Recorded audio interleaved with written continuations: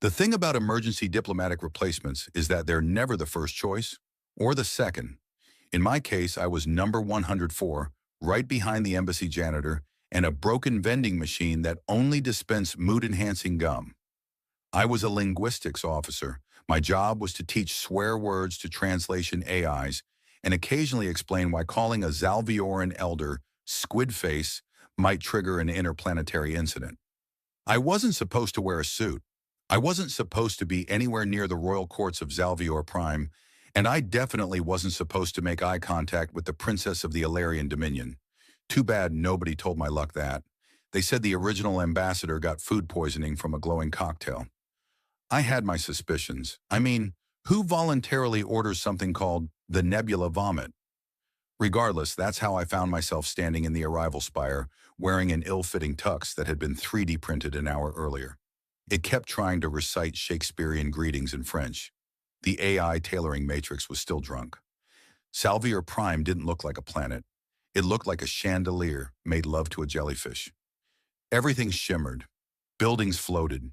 The air smelled like electricity and warm sugar, which is the closest my Earth nose could interpret plasma orchids. And the citizens, well, most of them looked humanoid, in the way that mannequins are technically human-shaped, but slightly unsettling, except the princess. Princess Eris Valsarathi did not shimmer. She radiated, tall, composed, clad in robes that flowed like they had their own weather systems. Her skin had the pale gleam of moonstone, and her hair, black with streaks of dark violet, was tied in a braid so precise I suspected time manipulation. But it was her ears that caught me. Long, pointed, elegant. Not in an elf cosplay kind of way. More like radar dishes for emotion, which according to the briefing I skimmed while panicking in the restroom, was not far from the truth. When I was introduced, I bowed, or I meant to. What I actually did was trip over my own foot and almost faceplant into what I hope was an ornamental jellyfish tank. Jonathan Heller, the translator AI, chirped behind me. Representative of Earth, professional communicator, accident-prone. There was a silence, the kind that stretches across dimensions. I like his ears, Eris said, deadpan. They're very inefficient. She turned and walked away. Did I just get insulted or complimented? I whispered to the ambassador aide, a floating cube named Dree who blinked in binary. Statistically? Both. I wasn't invited to the opening banquet. Probably for the best. I hear the appetizers had legs and opinions. Instead, I was shown to my quarters, which looked like a meditation chamber designed by someone who'd never been sad. No corners. Everything glowed. The bed levitated and hummed affirmations in an alien tongue. That night, I couldn't sleep. Something about the way she looked at me, like I was an alien, which, fair, but not entirely in a bad way. Curious, slightly amused, mildly horrified. The next morning, I was summoned to join a diplomatic tour of the Star Garden. It was a floating botanical preserve suspended above the planet by gravitational ribbons. Picture a zero-gravity greenhouse curated by gods on acid. Flowers made of light, vines that whispered compliments, trees that played ambient jazz. I was warned not to touch anything unless I wanted to spontaneously relive my worst memory. Tempting. I kept my hands to myself. Eris was already there, speaking with a group of envoys. I tried to blend into the background, which is hard to do when you're the only one wearing a tux that occasionally quotes Much Ado About Nothing. She noticed. Of course she did. You again, she said, walking over. Me again, I replied, bracing for round two. She studied me. You emit chaotic energy, like a star that forgot how to explode. Thanks, I said. I try. We walked through the garden together, though I suspect she only tolerated me because I asked questions no one else bothered to ask. Like, do those flowers really whisper? Or am I hallucinating from jet lag? Or what happens if I try to high-five that levitating fern? Answer, existential dread. Avoid the fern. Then it happened. We stopped before a glowing pond of liquid stardust, and for a moment she stood still, backlit by bioluminescent vines. She looked so impossibly alien and impossibly real. Not in a romantic way, just in a My brain wasn't built to process this much beauty without rebooting kind of way. And, like the idiot I am, I opened my mouth. "You're the most beautiful thing I've ever seen," I whispered. Immediate silence. Even the jazz trees paused. Her posture didn't change, but her ears twitched once. Then again. Then slowly, without a word, she turned her back to me. I stood there regretting everything I'd ever done, including birth. The guide, a phosphorescent squid named Trill, floated beside me. "Well," he said, "that's either a declaration of mating or a violation of 3 treaties. Possibly both." I didn't move.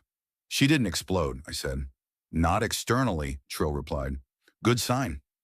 Back in my quarters, I tried to convince myself that it wasn't that bad. Maybe she hadn't heard me. Maybe the translator glitched. Maybe I could just hide under the anti-grav bed until the end of time. But the next morning, I found out the phrase had already been uploaded to the galactic feed, translated, memed, and dissected. "You're the most beautiful thing I've ever seen," played on repeat across 50 systems, accompanied by various interpretations, some romantic, some diplomatic, and one conspiracy theory that declared I was the prophesied human to seduce the princess and usher in a new golden age of planetary alliances. I was famous, or infamous. It's a fine line. Eris didn't say a word to me for 2 days. Not that I expected her to. I figured I'd get reassigned, banished, possibly vaporized. But on the 3rd day, she sent a message. 3 words. "You still mean it?" I stared at the screen, then typed back, "Yes, but I also think the fern hates me." Her reply was immediate. "It does, but I don't." The diplomatic department called it a minor incident, which in galactic political terms is somewhere between oops and prepare for war. Apparently telling an Alarian princess she was beautiful violated 3 codes of etiquette, 2 psychological safety protocols, and at least 1 sacred poem that stated flattery should only be administered during lunar conjunctions and never before brunch. The Earth delegation was not pleased. "You told her what?" Ambassador Krell shouted, pacing his office while holograms of confused Zalviorans flickered on a dozen screens behind him. "I complimented her," I said, trying to sound casual while holding an ice pack to my forehead. I'd tried to duck when the ambassador threw a stylus. I had failed. "That wasn't a compliment," Krell snapped. "That was an emotional projectile. We're supposed to be neutral. Neutral, Heller, not romantically spontaneous." "She didn't vaporize me," I offered. "Yet." Meanwhile, the Zalvioran news feeds had gone full soap opera. "Human invader sparks emotional revolution," one headline read. "Princess hears compliment, time stands still," claimed another. Someone had edited my face onto a swooning poet holding a bouquet of screaming flowers. I was a meme. Worse, I was a diplomatic meme. The only one enjoying any of this was Ziri, Eris's aide. She found me in the Hall of Emotional Calibration, where I was being re-educated by a holographic therapist who looked like a giraffe made of lava. I'd been told to detox my intentions and apologize to the nearest fungus. "Having fun?" she asked, leaning against the empathy scanner console. "Not particularly," I replied. The scanner flashed mild dishonesty. She grinned. "You know, most humans either fear the princess or fantasize about her. You confused her." "I didn't mean to." "Exactly, that's the problem." She handed me a small glowing cube. "She wants to see you." I stared at it. "See me like, see me? Or see me so she can quietly erase me from history?" She didn't say, but she did twitch her ears while asking. That's basically a handwritten invitation. The room she chose was not a throne chamber or war hall, but something resembling a greenhouse suspended over a lake of molten moonlight. Bioluminescent vines hung from the ceiling. The floor was made of translucent crystal. And right in the center sat Eris, cross-legged, eyes closed, surrounded by floating symbols that shimmered with thought energy. "I expected a dungeon," I said as I stepped in. "This is considerably nicer." "Sit," she said, eyes still shut. I sat. She opened one eye. "Do you always say things like that? About people?" "Only when I mean them," I replied. "Also sometimes when I'm nervous, which is most of the time." She regarded me in silence. Then, "Do you know how long it's been since someone saw me without seeing the crown?" "A while." "Try never. Her voice was calm, but her ears betrayed the tension. They see the dynasty, the obligation, the legend. Not me. Well, I said, I don't know about your dynasty, but I've seen your karaoke playlist. That was very humanizing. Her ears froze. You hacked my private archive? I tripped and fell into it, I said, digitally. I should report you, but then I wouldn't get to ask you about that one song called Starfields and Sappy Things. Was that you? She blushed. Actually blushed. Her skin flickered like the sky right before a comet storm. I was experimenting with Terran's sentiment, she muttered. It was beautiful, I said. Like you. She stood so quickly the vines recoiled. You're doing it again. I know. Why? Because I mean it, and because I'm an idiot, but mostly the first one. Silence again. Then she walked to the edge of the crystal floor and stared down into the molten lake. I followed, but stopped just short of standing beside her. The council thinks I'm compromised, she said, that I've grown too curious, too attached. I'm supposed to remain above sentiment. I've been accused of the opposite, too sentimental, too curious. Once I cried during a cereal commercial. It was a really good commercial. You're ridiculous. I try. Another silence. Then very quietly she asked, what would you do if someone told you that you weren't supposed to feel something? I'd probably feel it anyway, I said, and then try to name it, and then overanalyze it until I ruined it. She smiled, actually smiled. I wasn't sure if it was a trap, but her ears relaxed, her posture shifted. I want to show you something, she said. The symbols floating around her head began to spiral. A dome of energy surrounded us, humming with low harmonic tones. Suddenly, images began to flicker in the air. Memories, I realized. Her memories. I saw her as a child, running through crystalline fields. Her father's voice, distant and stern, training in silence. Tears she never let fall, her hand brushing against a stranger's once, in the way she recoiled like it burned. I saw loneliness, poised, beautiful, sterile. And then, oddly, I saw me, my awkward introduction, my flailing bow, my banana suit misunderstanding, her curiosity, her laughter, silent but real. The dome faded. She looked at me. That's why I turned away. You didn't want me to see that. I didn't want me to see that. You're allowed to feel things, Eris, even inconvenient things, especially those. She nodded slowly. You're unlike any diplomat I've ever met. I get that a lot. Most of them don't try to high-five the vines. In my defense, they started it. Her smile widened just a little more, then fell into something softer. I don't know what this is between us. I don't either. But it's real, she said. I'd bet a moon on it. She stepped closer, studying my face like she was trying to memorize the shape of my absurdity. Her hand hovered for a moment, then gently, carefully, brushed my temple. Then we're both compromised, she whispered. Emotionally treasonous, I agreed. Possibly infectious. I've been told I grow on people, like a rash. I need to speak to the council. I'll just be here, I said, trying not to offend any more sacred poems. As she turned to leave, I caught a final flicker of her ears. 3 twitches, rapid. Ziri had said that meant surprise, or excitement, or possibly indigestion. Either way, I was definitely in trouble. The good kind. Maybe.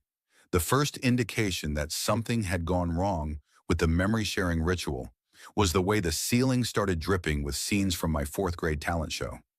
I had tried to perform a solo recorder version of Flight of the Bumblebee. There were bees, there was flight, there was also weeping. None of it was symbolic. Eris looked horrified, not at the ritual, but at the revelation that I once wore a cape made of tinfoil and called myself Sir Buzzington. This wasn't supposed to be this immersive, she said, swiping at a hovering memory bubble that showed me tripping over a stack of dictionaries while trying to impress a librarian in college. I think the neural stabilizer's overheating, I replied, or mocking me. It's hard to tell with these models. Your brain is leaking into mine. Well, good news, that means I'm not alone in this embarrassment anymore. We had initiated the memory merge in a chamber called the Auric Atrium, a high-tech dome of empathic interface crystals and quantum thought synchronizers. Basically, a therapy session with 1,000 surveillance drones and zero emotional boundaries. The goal was symbolic unity, a respectful glimpse into each other's most formative moments. Instead, our minds became a two-way fire hose of unresolved trauma and musical nostalgia. She saw my childhood, my awkward teenage years, my therapist explaining that humor was not a coping mechanism, but a form of rebellion against vulnerability. I saw her first heartbreak, which took place entirely in silence, her back to a palace mirror, her tears refusing to fall in case they were seen. We both winced when we reached the karaoke memory. "Oh no," I groaned. "Not total eclipse of the heart. Anything but that." "You were drunk," she said. "I was sober." "That's worse." And then the bond deepened. I felt her thoughts as if they were my own. The palace walls, the weight of expectation, the loneliness that wore a crown and slept beside her every night. I felt the way she'd watched me, how she'd noticed the way I talked to the plasma orchids, the way I bowed wrong but smiled right, how I laughed with my entire face like I wasn't trying to hide anything. Her voice echoed in my head. "He sees me, even when I don't." The neural stabilizer exploded, not literally, just in the metaphorical, catastrophic way that it triggered a palace-wide emotional lockdown and summoned a dozen advisory drones who immediately diagnosed us as entangled. Entanglement, in Zalvioran terms, was a state of psychic resonance that meant two minds had begun syncing at a subconscious level. Romantic? Maybe. Dangerous? Definitely. Especially when one of the minds belonged to royalty and the other belonged to a Terran who once tried to microwave a cup of noodles in a titanium mug. The Council of Emotional Purity convened an emergency session. I was escorted there by Blorb, the jelly-like ambassador's assistant who had taken it upon himself to become my unofficial life coach. He offered advice as he wobbled beside me. "Try not to cry. Not planning to. And don't fall in love with her in the middle of the hearing. Very inconvenient." Too late. The council chamber looked like a glass cathedral suspended inside a nebula. Each elder sat on a floating dais, their bodies translucent with age and wisdom. They communicated through layered harmonic tones that the translator rendered as interpretive dance and passive-aggressive haikus. "Jonathan Heller of Earth," the lead elder intoned, "you have breached the sovereign mind. You have entangled. You must be severed." Eris stood to my right, perfect, composed, devastatingly silent. I raised a hand. "With all due respect, I didn't mean to entangle. I was just trying not to faint." "This is not about intention," the elder said. "This is about infection." "Oh, come on," I said. "It's not a disease, it's a glitch. A beautiful one." Eris twitched. Her ears, that is. Just once, which meant either agreement or mild indigestion. I was getting better at interpreting. The council debated for hours. Blorb fell asleep. I made shadow puppets against a starbeam. Eris said nothing until the final moment, when the head elder asked her directly, "Do you wish to be severed?" She turned to me. Her gaze was unreadable.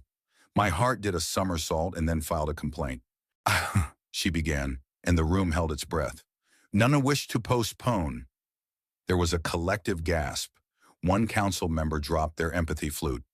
"You dare delay purification?" "I dare feel uncertain," she said, which is, I believe, what this ritual was meant to reveal. That's when they handed down the alternative, the trial of intentions. Blorb explained it to me over synthetic tea. You must undergo a series of challenges to prove that your intentions are sincere. Emotional transparency, psychological resilience, and most importantly, zero manipulation. "Sounds like dating," I said. "Dating with lava spiders."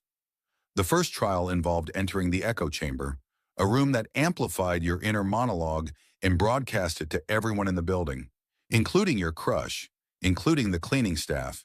The moment I stepped in, my voice boomed across the chamber. "Okay, deep breath. You got this. She probably doesn't think you're an idiot. She just has a really stoic face and symmetrical features and majestic ears. My God, those ears." I heard Eris sigh outside. Trial 2, the Hall of Doubt. a labyrinth of shifting walls that turned your insecurities into holographic projections. Mine included my middle school gym teacher, a mirror that only showed bad haircuts, and an AI replica of my ex-girlfriend shouting, "You always joke when things get real." I laughed, then cried, then accidentally kissed a memory wall shaped like Eris. She never brought that up. Trial 3, the empathy gauntlet. I had to relive her pain, not watch it, feel it. I staggered out an hour later, clutching my chest. "She's been alone her whole life," I muttered, "and she never complained. She never asked to be seen." The final trial was a choice: walk away and be cleared of all charges, or step onto the bridge of admission and speak my truth in front of her. I stepped onto it. The floor lit up beneath me. "I don't know what this is," I said, "but I know it's real. I know it's messy and terrifying, and it feels like I've accidentally plugged my heart into a supernova. But I meant what I said. You are the most beautiful thing I've ever seen.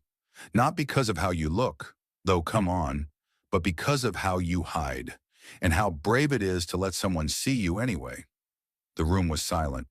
Then Eris stepped forward, 3 ear twitches, and the faintest smile. They gave me a badge. It read, "Human Companion Under Probation," printed in 5 languages, 2 of which were only perceptible during REM sleep. The font pulsed gently with biometric sarcasm. Apparently, this was what you got for surviving a trial of intentions and accidentally emotionally synchronizing with a royal. Diplomatic immunity? Number free snacks? Also number just a laminated tag in a very thorough pamphlet titled, "So You've Entangled with an Alien Princess? What now?" Eris met me in the vestibule of cultural tolerance, which was really just a hallway with awkward chairs and mood-neutral wall art. She looked me up and down, pausing briefly on the badge. "You look ridiculous. You say that like it's new. Is it pulsing?" "It's judging me," I said, quietly. "Good, that means it's working." She started walking, and I followed, careful to stay at the prescribed, non-threatening companion distance of 1.3 meters, as outlined in Appendix C. We passed through 4 security fields, 1 thought scrubber, and a gate guarded by sentient vines trained in passive-aggressive conflict resolution. "So," I said, trying to sound casual, what are we now?" "Entangled." Yes, I got that part. But are we entangled with benefits? Emotionally adjacent? Subtextually codependent? She stopped walking. "We're under observation. That's romantic. And any overt emotional behavior will trigger the monitors." I glanced up. A small orb zipped past my head and chirped ominously. "Define overt."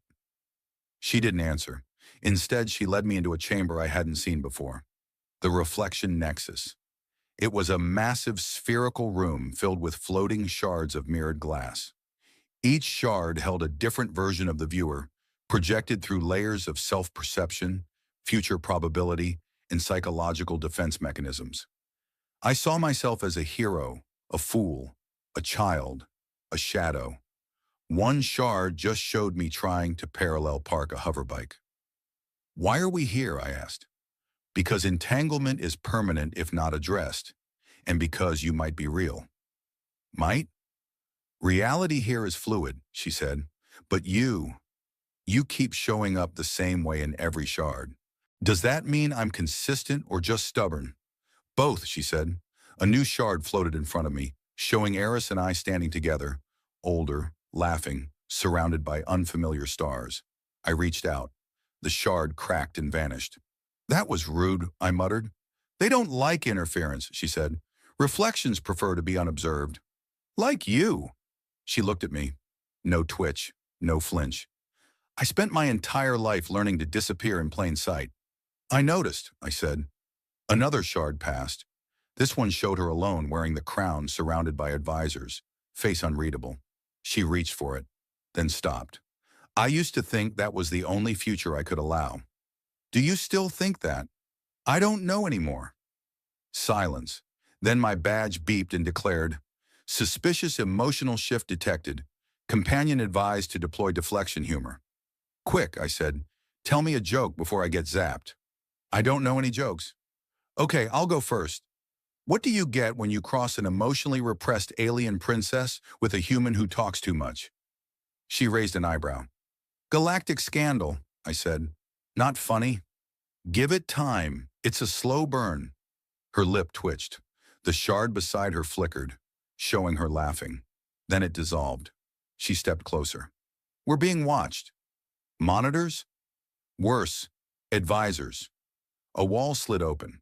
3 Zalvioran high advisors floated into the chamber, each riding a platform shaped like a judgmental seashell. Their robes shimmered like bureaucratic disapproval. One of them emitted a tone that translated as, "We need to discuss the implications of your continued proximity." Eris stood tall. "He is my companion." "Under probation," the first advisor said. "He has passed the trials." "Technically," the second added. "The council is divided," the third said. "And division invites collapse." I cleared my throat. "I know I'm just a Terran, and probably the least qualified person here, unless one of you's ever gotten dumped in a food court while wearing a Yoda hat. But maybe that's why I matter. I don't want power. I'm not after secrets. I just saw someone beautiful and said it out loud," which triggered a cascade of psychic entanglement, public hysteria, and internal doubt, the first said. "Again, romance," I replied. They floated closer. "The bond cannot be allowed to evolve." "Why not?" "Because it changes her, and change is destabilizing." Eris stepped forward. "Then let me destabilize." The chamber darkened. The shards began to spin. The advisors recoiled. "You've always taught that emotional suppression is strength," she said, "but it's stagnation, and stagnation leads to extinction." "You risk the throne," the second said. "Then maybe the throne needs to evolve," she replied. They conferred in high-speed thought harmonics. My badge short-circuited and started humming Beethoven's Fifth. Finally, the advisors spoke as one. "Your entanglement shall proceed, under observation, under limitation, under review." Eris nodded. I saluted, badly. The advisors vanished. We stood alone. "Well," I said, "that went better than most of my first dates." She exhaled slowly. "This isn't a date." "No?" She turned to me. "It's a revolution." We weren't exactly a power couple, more like a diplomatic liability wrapped in a cosmic misunderstanding with a strong Wi-Fi signal. But somehow we made it work. Under review became under tolerated, then gradually and somewhat begrudgingly upgraded to tentatively accepted by public sentiment, pending monthly evaluations and the occasional mandatory questionnaire about our emotional stability. Our first public appearance was at the Intergalactic Harmony Symposium. We were seated between the Sultan delegation, a species made entirely of telepathic spores, and the representatives from the floating Republic of Snur, who insisted on communicating exclusively through interpretive sneeze. Eris looked regal. I looked like a man trying to remember how to breathe through both lungs at once. "You're sweating," she whispered. "It's my natural state." I thought humans only did that during physical exertion or emotional distress. That's what this is. The speech went surprisingly well. Eris talked about evolution and sovereignty and emotional honesty. I waved once and said, "I used to think vulnerability was a malfunction. Turns out it's a feature." They clapped. Well, most of them.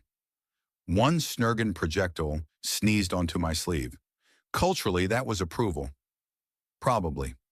After that, our lives became a series of near-normal moments warped by the fact that we were constantly monitored by sentient drones and occasionally used as emotional case studies in galactic ethics lectures. We argued about translation settings, about whether humans or Ilarian larvae had the more absurd mating rituals, about which one of us technically made the first move. "You said I was the most beautiful thing you'd ever seen," Eris would remind me. "I was just trying to survive the botanical tour. And then you leaked your entire emotional history into my mind. You call that leaking. I call that radical transparency." She'd sigh, then smile, and her ears would twitch once like punctuation. We explored worlds with magnetic seas and cities built inside sentient clouds. We visited the echo spires, where thoughts turned into visible light, and I accidentally broadcast my inner monologue for 12 hours.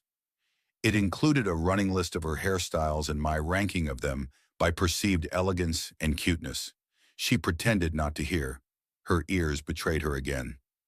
Back on Zalvier Prime, the court eventually decided to stop trying to regulate us.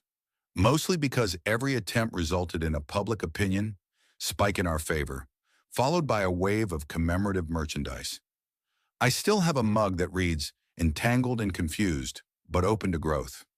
Even Ziri warmed to me. She started annotating our interactions with dry commentary and once defended me during a debate on Terran inadequacy. "He may be emotionally unstable," she said, "but at least he's interesting." Blorb got promoted. Something about initiative and unorthodox diplomacy. He sent us a holographic card that exploded into glitter and a mildly threatening poem. Eventually, we were invited back to the Star Garden. No trials, no advisors, no sneaky surveillance bots humming in the bushes. Just the two of us, standing at the edge of the stardust pool where everything began. I looked at her. "You know," I said, "the first time we were here, I thought I ruined everything." "You did," she said, "and then you unruined it. I never expected any of this. I'm not exactly princely." "I didn't need a prince," she said. "I needed someone real. So, I'm real." "You're painfully real," she said, "in the most inconvenient and necessary way." I smiled. "You know, you still never answered that first question." "What question?" "When I said you were the most beautiful thing I'd ever seen." She looked out over the pond, ears calm, expression unreadable. I turned away because I didn't know how to hold that. "And now?" She turned to face me fully. "Now I do." There were no dramatic musical cues, no sudden interdimensional shifts, just quiet, just her hand finding mine, our fingers tangling like they'd been rehearsing for this moment across 1,000 timelines. I didn't say anything else. I didn't need to. Somewhere overhead, a monitor flickered out of existence, finally convinced we weren't a threat. Somewhere in the palace, an advisor sighed and updated their relationship chart. And somewhere deep inside my once anxious chest, something quiet and stubbornly hopeful finally clicked into place. We stayed there until the stars changed color. And this time, when she turned her back to me, it was only to lead me forward.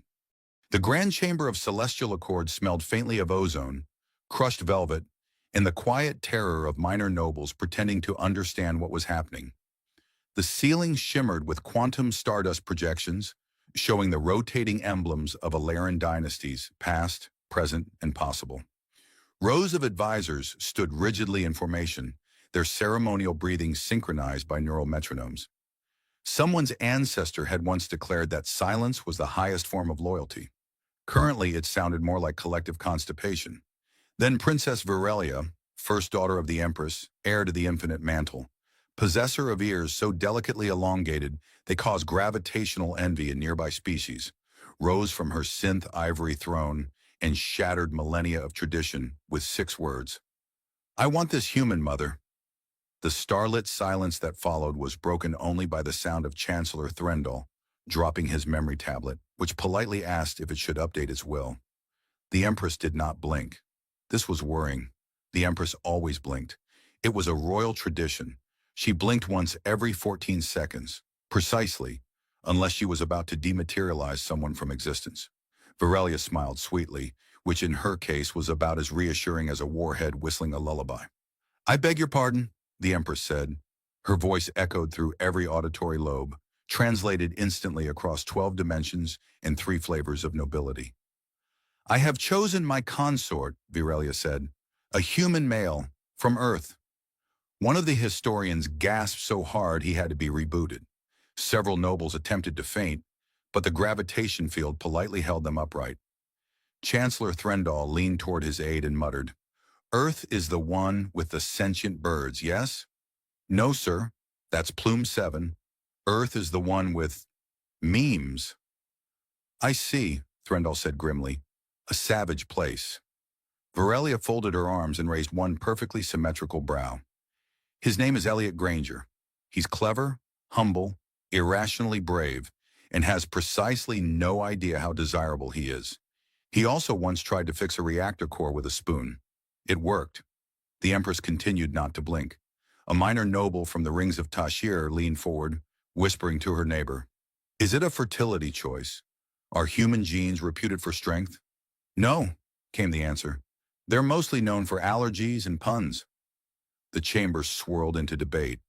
Hollow scribes recorded every murmur, every twitch of disbelief, every scandalized ripple through layers of dignity. Virelia watched it all with a calmness that could only be achieved by someone who had once dueled a logic bot into a reboot spiral because it insulted her fashion sense. I understand your concern, she said, raising her voice above the escalating whispers. But this isn't politics. This isn't strategy. This is madness, whispered the Empress. Affection, Virelia finished. Love, if you prefer the outdated term. I have no intention of bending to cosmic customs when my neural field practically sings when he's nearby. He is chaos in carbon form.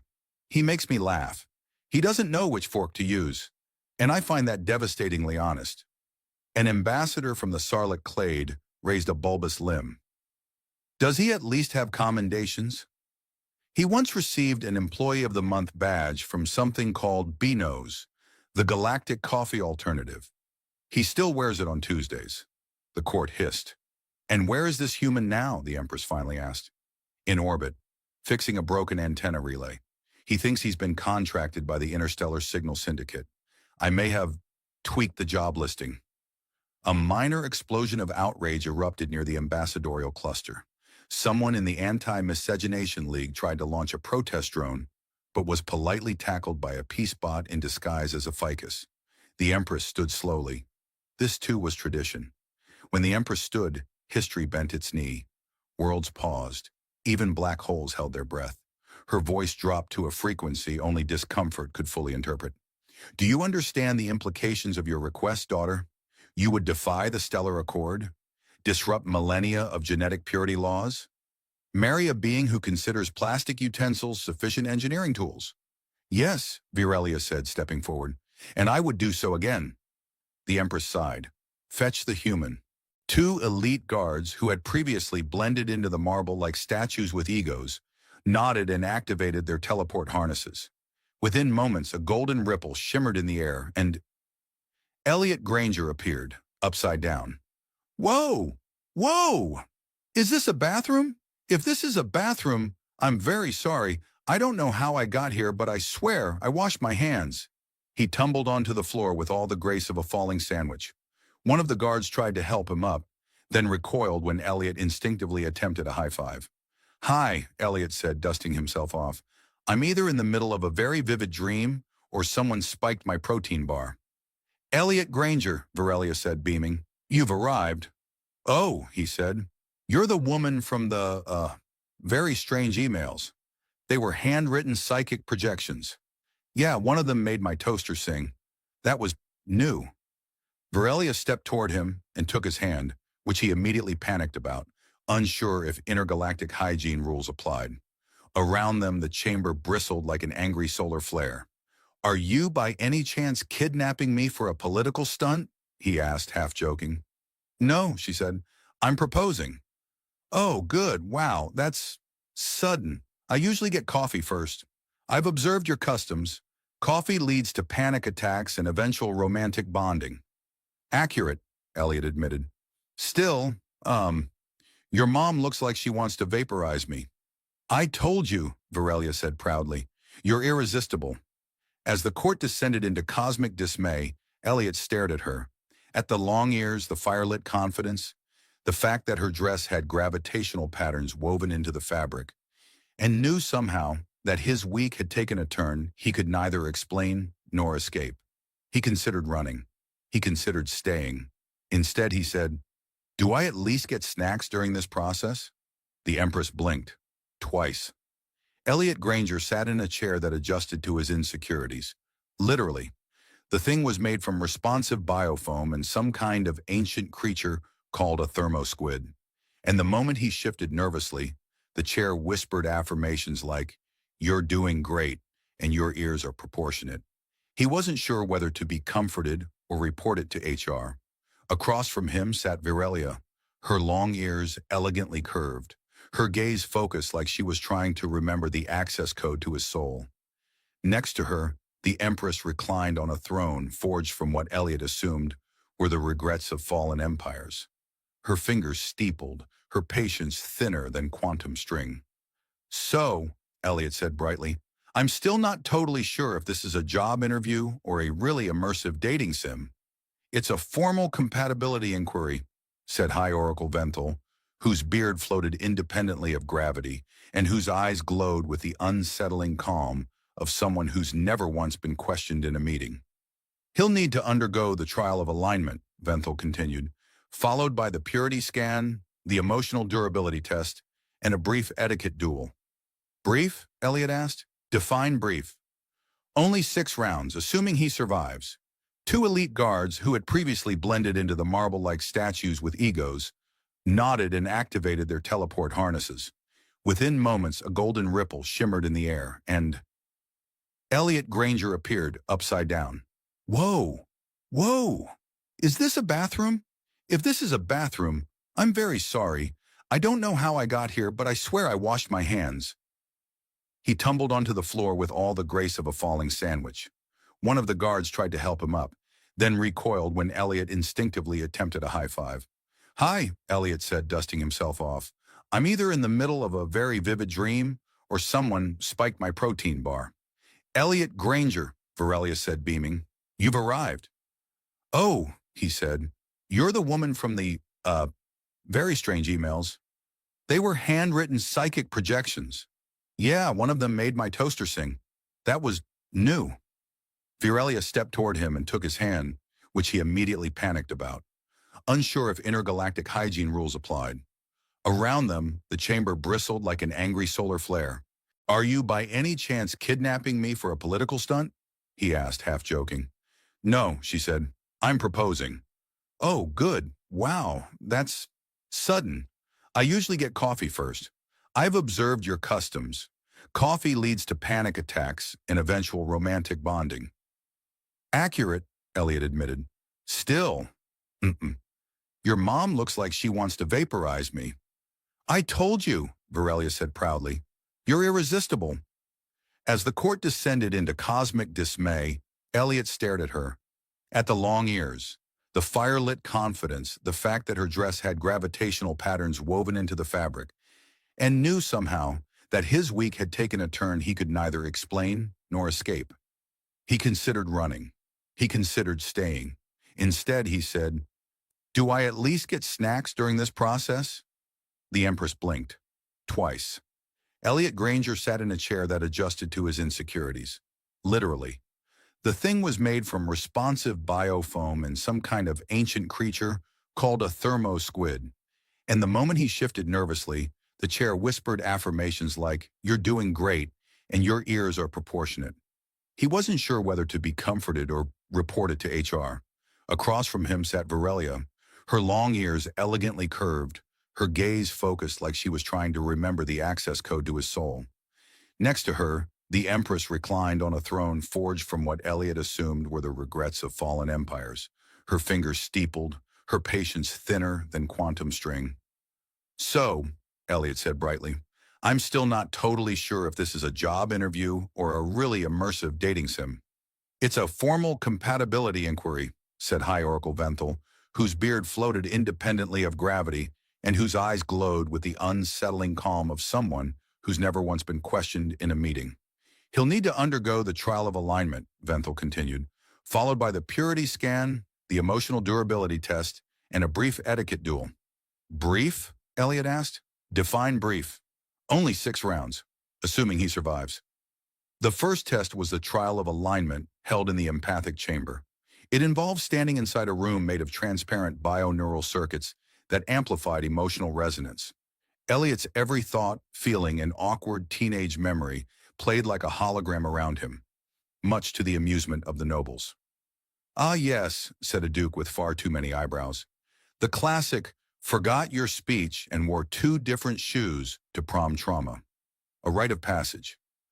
Virelia watched with quiet fascination as Elliot's memories spilled out. His father helping him build a homemade telescope, his sister pranking him with glow-in-the-dark spiders, his desperate attempt to microwave ramen while reading Stephen Hawking. You're very authentic, she said after the room dimmed. I prefer chaotically sincere, Elliot replied. Also, that machine showed me sobbing during a Disney remake. That seems unfair. The purity scan came next. A floating probe scanned his DNA, then compared it to the Alarin purity matrix. Genetic compatibility, 0.003%, it reported. Everyone gasped. Elliot coughed. That's still more than the odds of me finishing grad school, so I'll take it. Your genome carries a curious anomaly, the probe added, an excess of sarcasm. It's a defense mechanism, he said, like camouflage. Only instead of blending in, I get punched less.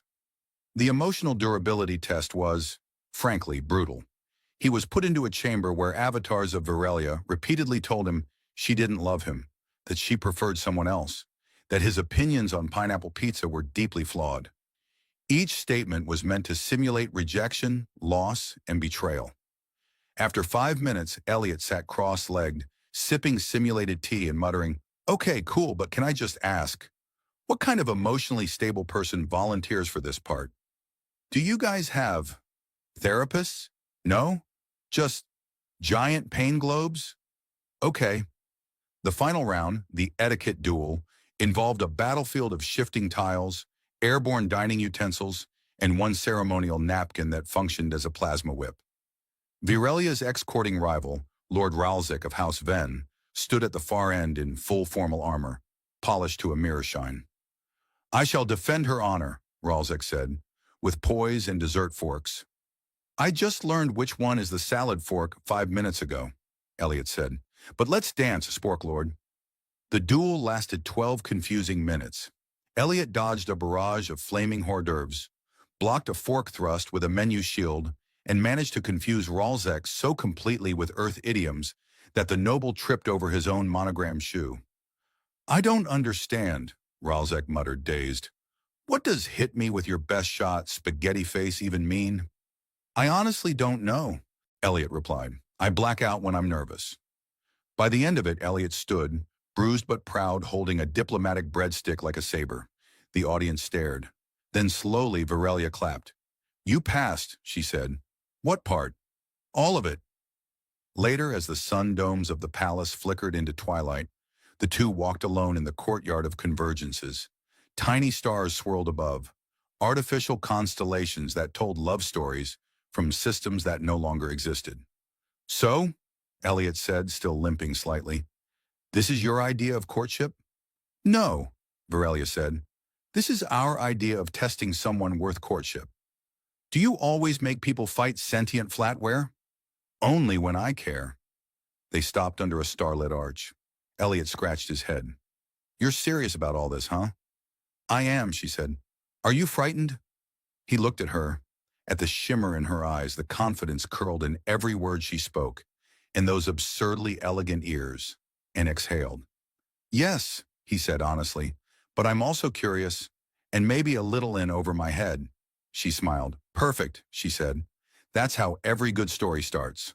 The Grand Orbital newsfeed declared it the most scandalous engagement since the Nebula Dancer married a wormhole. Every sentient species from Androxus to Will groaned in unison as images of Princess Virelia holding hands with an utterly bewildered Elliot Granger flooded the interstellar network. Headlines blinked through space faster than reason. "Royalty snags humble human. Galaxy unprepared for this level of romance. Is his brain too small?" Experts weigh in 6 easy ways to flirt like a bipedal meat sack. Elliot sat in a diplomatic hover chair that had trouble deciding if it was a beanbag or a throne. It kept fluctuating between ergonomic and existential crisis.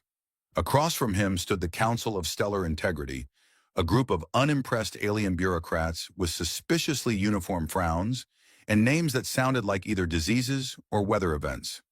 A floating jellyfish with a monocle pulsed in the corner, translating every word into 93 dialects, including interpretive mucus. "Mr. Granger," boomed Grand Consul Hexel, whose torso rotated independently of his head, "are you aware that by engaging with Princess Virelia, you threaten to destabilize centuries of interstellar balance?" "I thought I was just going on a very complicated date," Elliot replied. Also, someone replaced my toothbrush with a philosophy crystal. I have questions. The Alaran throne binds species, Hexel said, not just hearts. Well, that sounds ominous and poetic. Should I be taking notes? The council wasn't sure whether to deport him or sponsor his comedy tour. Back on the palace moon, Varelia convened with her inner circle. Her etiquette tutor, Sir Nelquor, whose idea of casual dress involved velvet and miniature planets orbiting his hat. Her chief security officer, Lorna, a retired gladiator who now practiced aromatherapy, and Basil, the sentient AI who insisted on manifesting as a floating orb wearing bifocals. They're calling it the cinnamon incident, Basil muttered. It was one interview, Virelia said. You said his scent activated your third gland. It does. That's not scandalous. That's endocrine poetry. Lorna raised an eyebrow. It also made a religious order declare him sacred. I was unaware cinnamon was controversial. You're unaware a lot, Basil replied, but admirably confident about it. Meanwhile, on a diplomatic cruise ship orbiting a neutron star, Ralzek of House Ven nursed his ego and several bandaged pride wounds. His failure in the etiquette duel had become a meme in 3 galaxies. Determined to reclaim his dignity and possibly Varelia, he began assembling an alliance of traditionalist nobles and bitter ex-suitors, including a photosynthetic diva named Glorpina and an octopoid diplomat who specialized in passive aggression. Elliot, unaware of the gathering storm, was currently attempting to master intergalactic fashion. His royal liaison handed him a ceremonial jumpsuit made of reflective crystal mesh, complete with boots that adjusted height based on emotional confidence. These are fancy, Elliot said. Standard suitor attire. Do I really need a cape that responds to my mood? Yes, it flares when you're witty. So it's gonna catch fire by lunchtime. His outfit, once activated, began projecting local compliments. Every passerby heard a soft whisper. Elliot Granger, a most charming anomaly. He arrived at the Royal Symposium, where Virelia had invited him to witness the formal recognition ceremony. He'd been told there would be mild rituals and limited chance of combustion. This turned out to be optimistic. The symposium was held inside the Hall of Temporal Accord, which existed simultaneously across past and future. One side of the room was yesterday, the other side was 2 weeks from now. Elliot accidentally waved at someone who hadn't entered yet and offered his seat to a child who used to be a general. Just go with it, Virelia whispered. If you get stuck in a time loop, smile and pretend it's a dance. The ritual began. Elders chanted in fractal harmony. Ancestral projections floated through the air, judging silently. Elliot's thoughts were being recorded by a sentient vine that wrapped gently around his ankle and occasionally sighed in disappointment. Do you, Elliot Granger of Earth, accept the potential union with the High Princess, binding not only fates, but neural pathways? Asked the officiator, a being shaped like a crystalline umbrella. I, do, yeah. Yes, enthusiastically. I mean, it's not every day you get proposed to by someone with better posture than your entire planet. Virelia smiled, and for a second, even the time-looping air paused to admire her.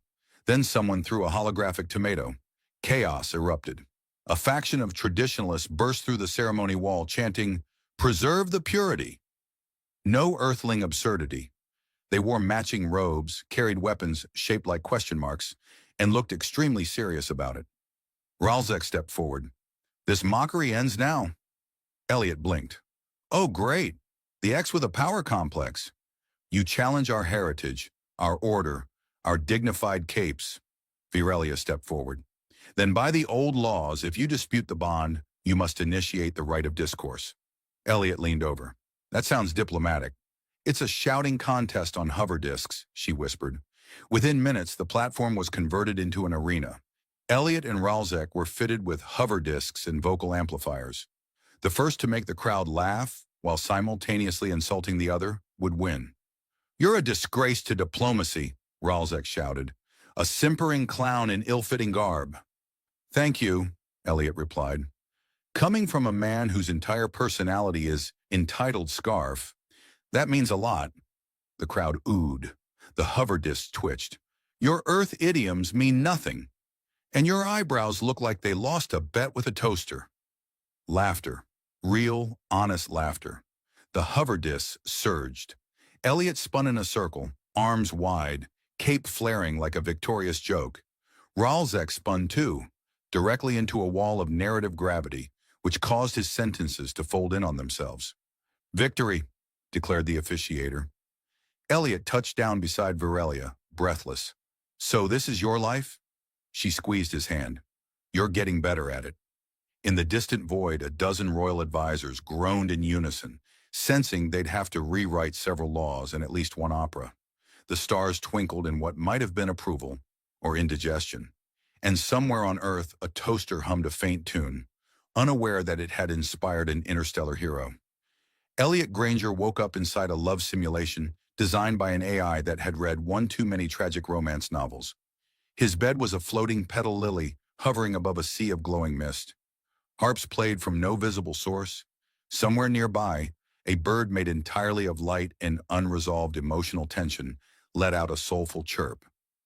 "I have got to stop eating alien jelly before bed," he muttered. Then he tried to sit up and hit his head on a floating poetry cube that whispered, "Alone yet yearning, trapped yet tender." "Oh, come on," he groaned. A holographic hostess blinked into being. She wore a gown made of time-stamped rejection letters and introduced herself as Valentina.exe, guardian of bittersweet fates. "You have been placed in the archive of lost lovers," she said in a soothing, heartbreaky tone. "This is where we store those whose unions challenge convention, logic, or public relations." "I'm sorry, was I archived?" "Yes, by those who love you." That's the most passive-aggressive kidnapping I've ever experienced. Back on the palace moon, Virelia was not handling things well. She stood in the war hall, though it currently looked more like a cozy lounge thanks to peace renovations, and glared at the council display. "You lost him," she demanded. "He wasn't exactly chipped," said Basil the AI. "We tried to follow the signal, but it keeps rerouting through obsolete poetry networks." "Who would do this?" A security drone rolled in with an evidence packet. Inside, a single glove, white, lace-trimmed, and aggressively perfumed. Virelia inhaled. "Ralzek, his fashion sense does seem weaponized. Activate retrieval protocol. We're getting Elliot back. And this time, I'm bringing the flamethrower." Lorna, her chief of security, perked up. "Finally." Meanwhile, Elliot had been forced to watch 3 different holographic reenactments of Virelia rejecting him, each one more melodramatic than the last.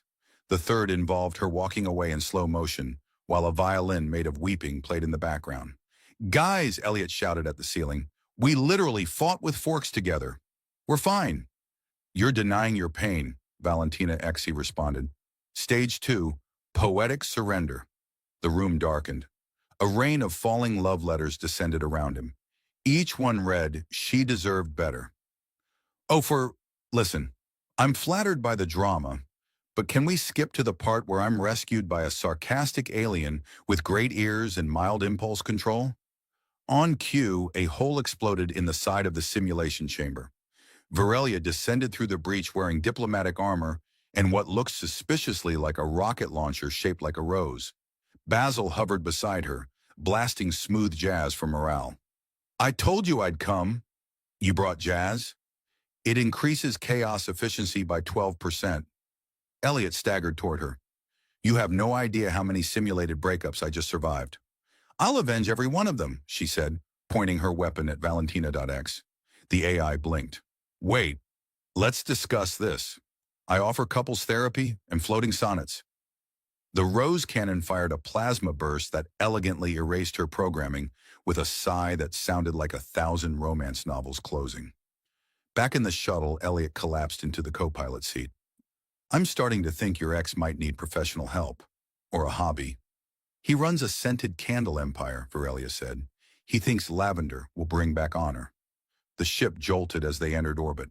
On the comms, Basil hissed, "Incoming protest vessels. 3 at least." With banners. "Banners?" Elliot asked. "Digitally aggressive slogans. One reads, 'Make courtship pure again.' I swear, if they start singing, we'll deploy countermeasures." The shuttle banked hard. Lorna, piloting like she was chasing debt collectors, activated the sonic diffuser. Thousands of off-key ballads exploded from the ship's speakers, Earth's forgotten karaoke anthems from the 21st century. The protest ships immediately veered away. "You weaponized total eclipse of the heart," Elliot whispered. "We had no choice." Upon returning, Virelia faced her mother once more.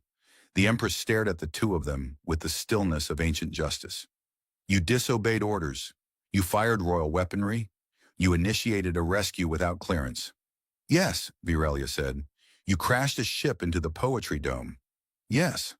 "You destroyed a legacy AI that was very expensive. It was emotionally manipulative and possibly haunted." The Empress stood.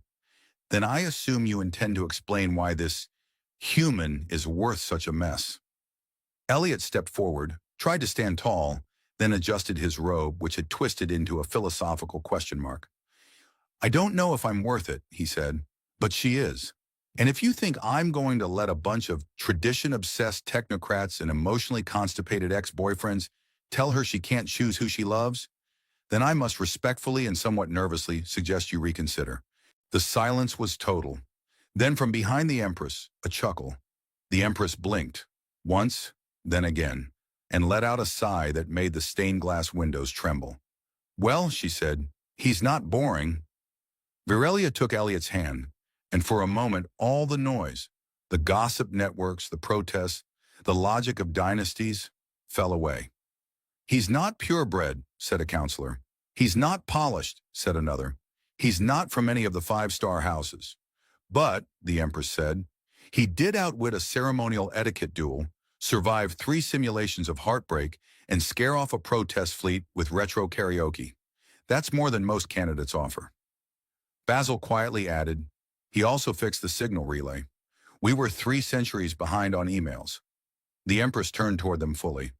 "Very well, but if this union proceeds, it must be formalized in accordance with the ancient rites. You will undergo the binding of dual minds." Elliot frowned. "Is that dangerous?" "Only if you're hiding anything." He looked at Virelia. "I guess it's time," he said. She smiled. "Let's see what you're made of."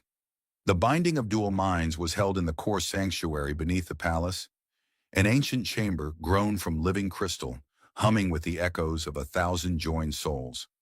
Elders wore ceremonial robes that generated micro-light shows, and the officiant was a floating cube with a degree in neurosymbolic theology and terrible bedside manner. "You will each open your mind to the other," it droned. "There is no hiding, no metaphor, no firewall. Unless you're into metaphor, in which case it will manifest as a giant goose." Elliot swallowed. "Wait, did it say goose?" Virelia squeezed his hand. "Don't worry. I'm already mentally prepared for at least 3 dad jokes, 1 repressed trauma, and whatever your brain thinks a salad is. I panicked during brunch. That's not fair." They stood on twin pedestals as neural lattice beams wrapped around their foreheads like luminous vines. Their thoughts flickered across the air. Memories, desires, snack preferences. One by one, the deepest pieces of themselves unfolded like origami under a microscope. Elliot saw her first memory, a quiet sadness under ceremonial lights, her mother teaching her not to cry in public even when the crown pinched, her loneliness as a child, her rebellion, not born of anger, but of longing.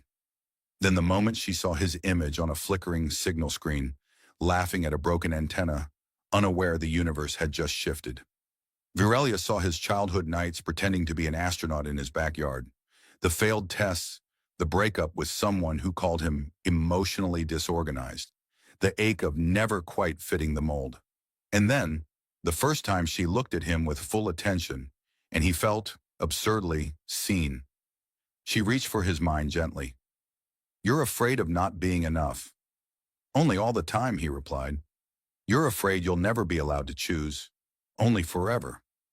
The cube interrupted. "Emotional overlap exceeds 87%. Neural signatures aligning. Unless someone objects to this union on the grounds of incompatible playlists or moral paradoxes, we may proceed."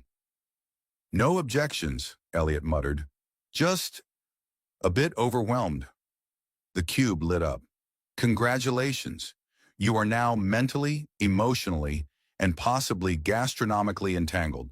Please sign here. They signed with retinal scans because nothing says romance like bureaucracy. Afterward, the celebration ignited across the Moon Palace. Fireworks burst in synchronized fractal spirals. Guests from across the stars arrived, including a delegation from Earth who had only recently been informed their planet was involved. Elliot's sister showed up and spent most of the evening trying to take selfies with aliens that glowed when flattered. Basil hosted the event. Tonight we celebrate unity, rebellion, and the fact that interspecies courtship statistics are now up 0.03%.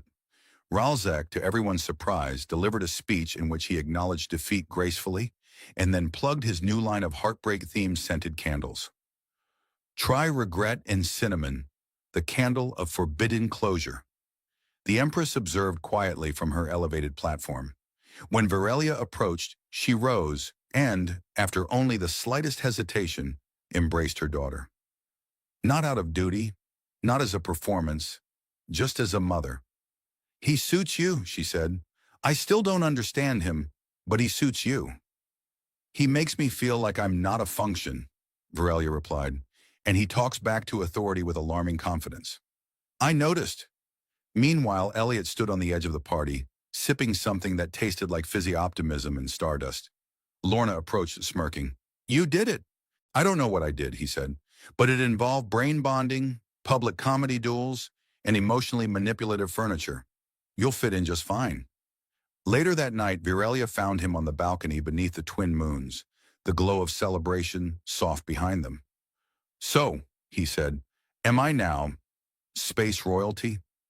You're an unofficial consort of House Alarin, holder of the Sapphire Synapse Bond, and eligible for 3 diplomatic immunity clauses. Also, your Cape budget just tripled. Cool. Do I get a sword? You get a ceremonial ladle. Of course I do. They laughed, then were quiet. Elliot took her hand. You know, I always thought I'd end up back home. Quiet life. Cup of tea, avoiding meaningful eye contact. You still can, if you want. I don't, he said. Not anymore.